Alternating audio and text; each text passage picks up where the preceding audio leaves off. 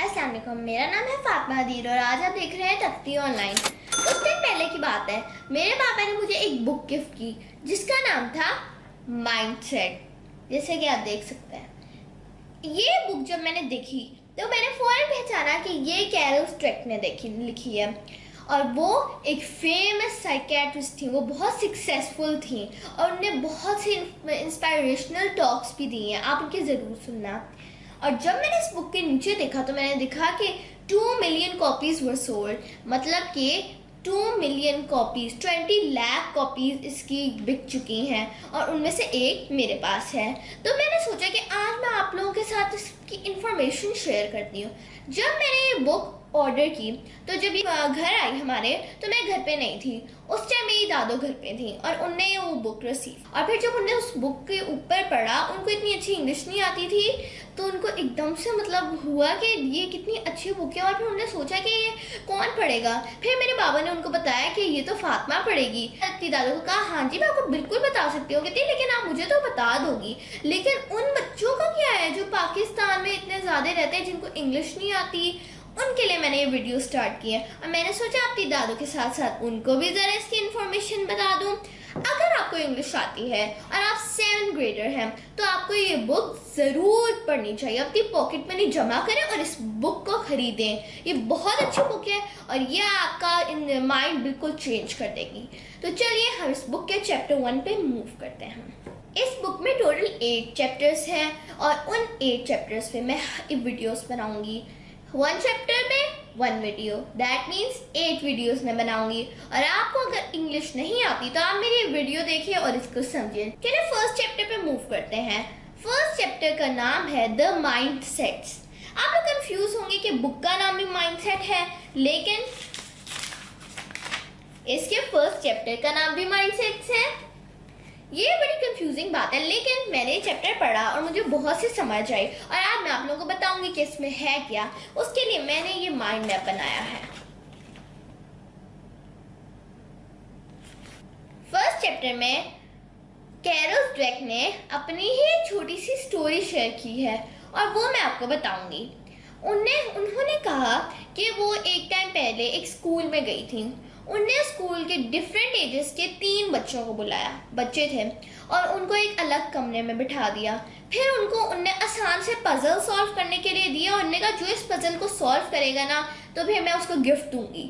वो बच्चे इतने एक्साइटेड हो गए, उन्हें जल्दी से वो पजल सॉल्व कर दिया और इजी सा था, उन्हें आराम से करके उनको दे दिया। फिर वो कहती हैं चले फिर इससे हार्डर लेवल ट्राई करते हैं। उन्होंने उनको बिल्कुल थोड़े से मुश्किल पजल दिए और फिर वो भी उन्हें सॉल्व करके उनको दे दिए। आहिस्ता आहिस्ता करके वो एडवांस लेवल पे आ गए, मुश्किल आ गए। फिर उन बच्चों को समझना है क्या करना है, लेकिन कैरल ड्वेक ये देखकर बहुत हैरान हुई कि उन बच्चों ने समझा ही नहीं कि वो उनका फेलियर है। उनको लगा ये उनका चैलेंज है। जब वो करके वो उनसे नहीं होता था तो उनको ये नहीं लगता था कि वो हार गए। उनको लगता था कि ये हमारे लिए एक मिशन है और हमने इसको कंप्लीट करना है। जैसे आप गेम्स में नहीं खेलते कि आपको एक कोई जगह दी होती है, उसमें आपने जाना होता है, कोई डिफरेंट हर्डल्स आती हैं और आपने उनसे जाना होता है। वैसे उन बच्चों ने इस पजल को समझा, देखा ये हर्डल है, हमारे इसको सॉल्व करना है। और जब वो हारते थे उनको ये लगता ही नहीं था कि वो हारे, उनको लगता था बस ये चैलेंज है, चैलेंज में कई जगह तो अटकना होता है ना। मतलब उनके जहन में ख्याल ही नहीं था कि वो हार भी सकते हैं। उन्होंने उसको भी चैलेंज समझा।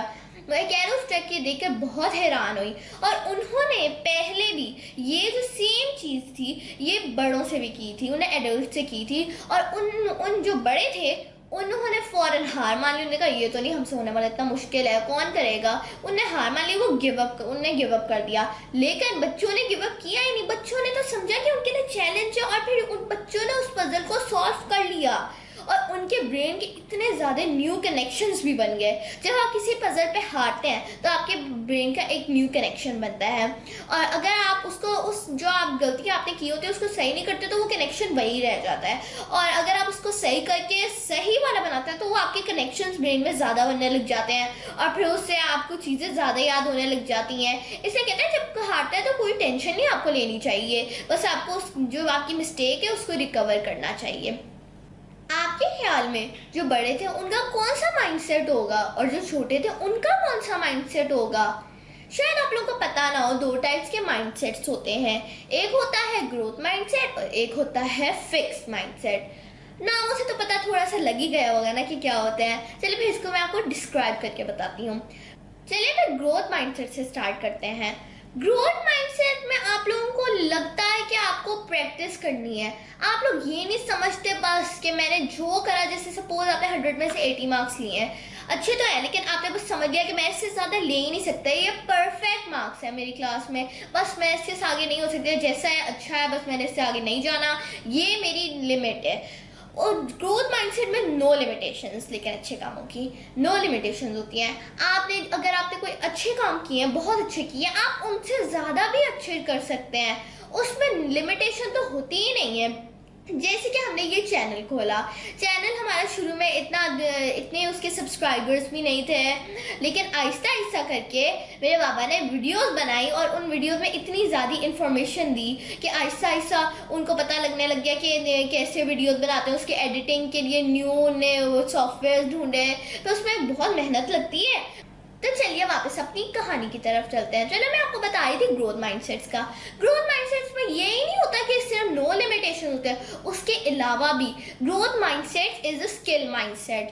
आपको जो स्कूल में पढ़ाते हैं आप उसी को नहीं रट्टे मार के पढ़ते, वो तो पढ़ना चाहिए, वो तो इट्स वेरी इंपॉर्टेंट, लेकिन उसके अलावा भी आपको और चीज़ें करनी चाहिए। जैसे अगर आपको कुछ समर वेकेशन हुई है, कोई भी मतलब वीकेंड वगैरह लॉन्ग आ जाते हैं, आप उसमें पेंटिंग करें, आप उसमें राइटिंग स्किल्स देखें, आप उसमें कोई सी भी, जैसे खान अकेडमी एक बहुत अच्छी है वेबसाइट है, उस पर जाएँ, उस पर आपको मैथ के कोर्सेज मिलेंगे और वो मैथ्स आप घर पे बैठे बस कीबोर्ड से सॉल्व करे होंगे। उसमें डिफरेंट लेवल्स के होते हैं, डिफरेंट क्लासेस के।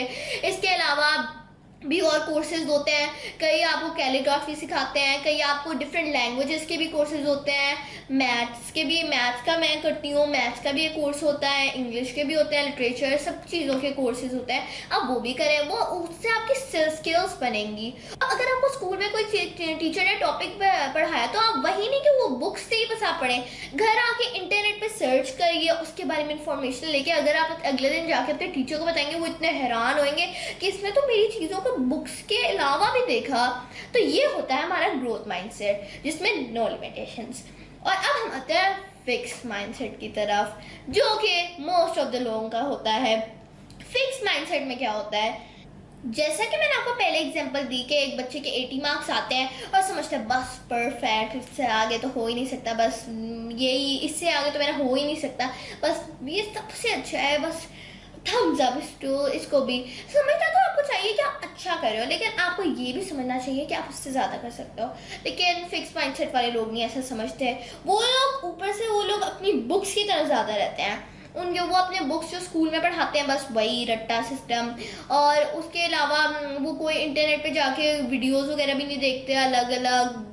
और मतलब अगर आपको वो दूसरों के बारे में भी नहीं सोचते कि अगर मैं तो ये कर रहा हूँ, लेकिन क्या मेरे और दोस्त ऐसा कर सकते हैं और मेरे फॉलोअर्स ऐसा कर सकते हैं, तो फिर वो उनके बारे में सोचते भी नहीं है। और उनको बस अपने से मतलब होता है, उनको बस अपनी चीज़ों में वो होते हैं कि मैं तो बस जैसा हूँ परफेक्ट हूँ, 100% हूँ, उससे ज़्यादा तो मैं हो ही नहीं सकता, कौन कहता है मैं इससे ज़्यादा हो सकता हूँ, आई एम द बेस्ट। वो ये समझते हैं, और ऐसा आपको नहीं समझना चाहिए। इससे आपको लगता है कि आप बहुत ओवर कॉन्फिडेंट है, लगता नहीं है, आप हो भी जाते हैं, ओवर कॉन्फिडेंट हो जाते हैं, बस समझते हैं। जैसे मार्क्स एग्जाम्स में भी कई बार हो जाता है कि आप समझते मुझे आता है, लेकिन असली में आपको आता नहीं है। तो अब ये होता है फिक्स और ग्रोथ माइंडसेट्स। तो अब आपको खुद ही पता लग गया होगा कि किसका फिक्स माइंडसेट और इसका ग्रोथ है। बच्चों का ग्रोथ माइंडसेट है और बड़ों का फिक्स माइंडसेट है। लेकिन अगर आप चाहते हैं कि आपके बच्चे ग्रोथ माइंडसेट वाले बने, एक से ज़्यादा सॉल्यूशंस की तरफ जाने वाले बने और डिफरेंट स्किल्स सीखने वाले बने, तो आप उनको ग्रोथ माइंडसेट की तरफ लाइए, जो मैंने आपको बताया है। तो ये थी मेरी आज की वीडियो। अगर आपको अच्छी लगी है तो इसको एक बड़ा सा लाइक दीजिए, इसको सब्सक्राइब करें और शेयर भी करें, ताकि आपके फ्रेंड्स भी ये वीडियो देखें और उनको भी कोई उनके भी माइंडसेट डिफरेंट हो जाए ना, और आपने भी अपने माइंडसेट को अब चेंज करना है। Like, share and subscribe. अल्लाह हाफिज़।